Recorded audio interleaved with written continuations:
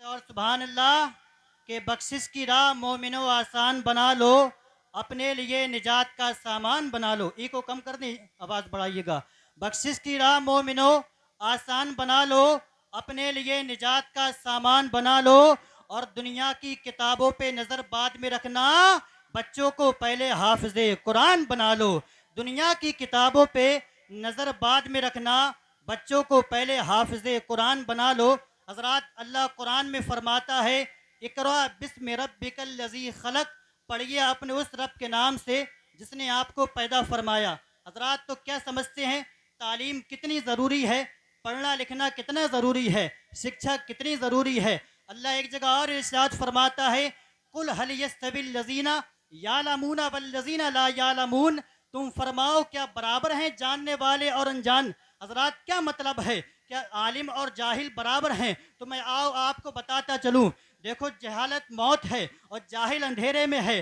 عالم کی جو زندگی ہوتی ہے، عالم نور والا ہے، اللہ اکبر. اور جو عالم کی زندگی ہوتی ہے، انسان جانتا ہے جس کے پاس میں تعلیم ہوتی ہے، جو انسان جانتا ہے کہ قرآن کے درس کیا ہے، کہ شریعت کا احکام کیا ہے، کہ قرآن نے ہم کو کون سا درس دیا ہے، وہ انسان اپنی زندگی اسلام کے دائرے میں گزار کے جاتا ہے.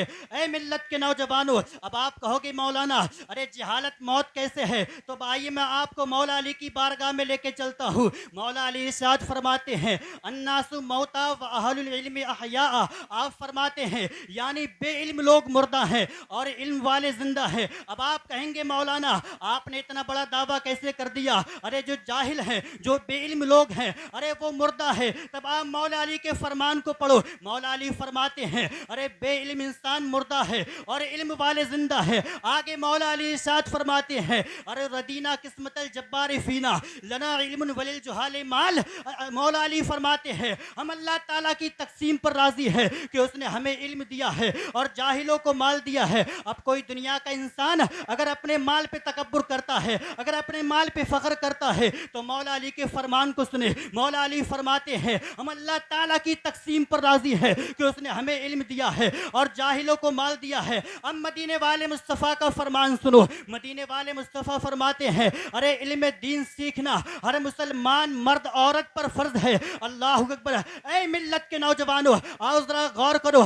جس پیغمبر اسلام پہ سب سے پہلی وحی نازل ہوئی تھی تو نماز کے تعلق سے نہیں ہوئی تھی، روزے کے تعلق سے نہیں ہوئی تھی، حج و زکوٰۃ کے تعلق سے نہیں ہوئی تھی، بلکہ پڑھنے کے تعلق سے ہوئی تھی. میرا اللہ قرآن میں فرماتا ہے اقرأ بسم ربک الذی خلق. ارے پڑھیے اپنے اس رب کے نام سے جس نے آپ کو پیدا فرمایا ہے. آج ہمارا حال کیا ہو چکا ہے؟ آج دنیا کا یہ دستور بن چکا ہے جیسے ہی اسکول کا وقت قریب آتا ہے، ماں اپنے بچوں کو تیار کر کے اسکول میں پڑھنے کے لیے بھیجتی ہے، ماں اپنے بچوں کو تیار کر کے ارے کوچنگ میں پڑھنے کے لیے بھیجتی ہے. لیکن وہی ماں اپنے بچوں کو مسجد میں پڑھنے کے لیے نہیں بھیجتی ہے، وہی ماں اپنے بچوں کو مدرسہ جانے کے لیے نہیں کہتی ہے. اے ملت کے نوجوانوں، ارے سب سے پہلے اپنے بچوں کو قرآن کی تعلیم دے دو. ارے کہیں ایسا نہ ہو آپ کی یہی اولاد آپ کے لیے جہنم میں جانے کا سبب بن جائے گی. ارے آپ کہیں گے مولانا یہ ہماری اولاد ہے اور اس اولاد کے ہمارے اوپر کتنے احسان ہیں، آپ اتنا بڑا دعویٰ کیسے کر سکتے ہیں کہ ہماری اولاد ہم کو جہنم میں لے جائے گی؟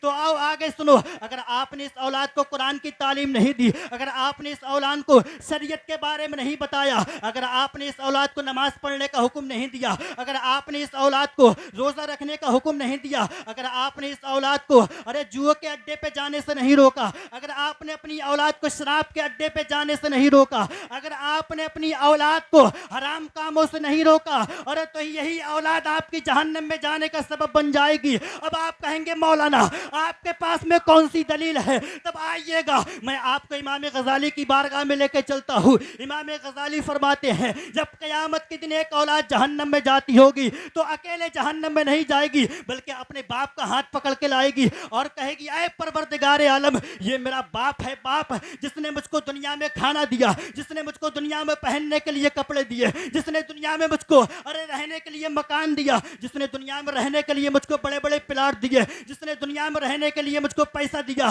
ارے زمین دی، سب کچھ دیا. لیکن اے پروردگار عالم، اس باپ نے مجھ کو قرآن کی تعلیم نہیں دی تھی، اس باپ نے مجھ کو حرام حلال کے بارے میں نہیں بتایا تھا، اس باپ نے मुझको शराब के अड्डे पे जाने से नहीं रोका था, इस बाप ने मुझको जुए के अड्डे पे जाने से नहीं रोका था। आज मैं जिसकी वजह से जहन्नम में जा रहा हूँ, ऐ परवरदिगार आलम, मैं अकेले जहन्नम में नहीं जाऊंगा, बल्कि अपने बाप का हाथ पकड़ के जहन्नम में लेके जाऊंगा। अब अपने दिल पे हाथ रख के सोचिएगा, आपकी इस औलाद, ऐसी औलाद से क्या फायदा अगर आपने अपनी औलाद को कुरान की तालीम नहीं दी। अरे जरा गौर करने का मकाम है, जो आपके इतने बड़े बड़े मकान हैं, जो आपकी बिल्डिंगें हैं, जो आपकी जमीन है, आपके दिल में यही तो ख्याल है, अरे मरने के बाद में ये सारी बिल्डिंग मेरी औलाद की हो जाएगी, सारी जमीन पे कब्जा मेरी औलाद का हो जाएगा।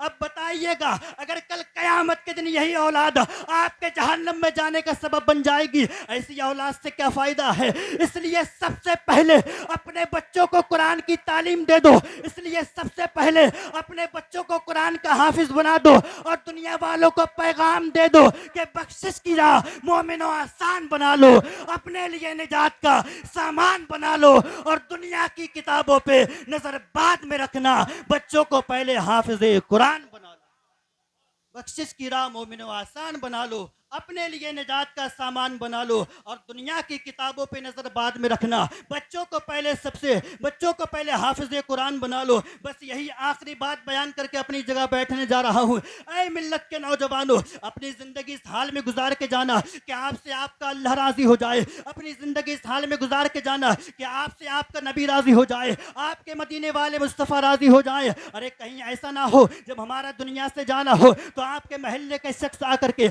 आपकी बस्ती के लोग आकर के, अरे जनाजे पे आकर के ये ना कहें एक बेनमाजी का जनाजा जा रहा है, एक गद्दार का जनाजा जा रहा है, एक जुआ खेलने वाले का जनाजा जा रहा है, एक बदकार का जनाजा जा रहा है, हाँ उसी इंसान का जनाजा जा रहा है, अरे जो दूसरों की जमीनों पे नाजायज कब्जा करता था, हाँ उसी इंसान का जनाजा जा रहा है, जो अपने माँ बाप को सताता था, जो अपने माँ बाप को गालियां बकता था। नहीं, ऐसा नहीं, बल्कि इस्लाम के मुकद्दस शहजादों, अपनी जिंदगी इस हाल में गुजार के जाना, अरे जब दुनिया से जाना हो तो कोई दुनिया का इंसान ये ना कहे कि नबी के गद्दार का जनाजा जा रहा है, बल्कि दुनिया यही पुकारते नजर आए कि नबी के वफादार का जनाजा जा रहा है। जब इस हाल में दुनिया से जाओगे, आपकी मस्जिद के इमाम, ये तमाम उलमाए किराम आपके जनाजे पे आकर के एक सदा लगाते नजर आएंगे, लहद में इसके रुखे शाह का दाग लेके चले, अंधेरी रात सुनी थी चिराग लेके चले, मैं वो सुन्नी हूँ जमीले कादरी मरने के बाद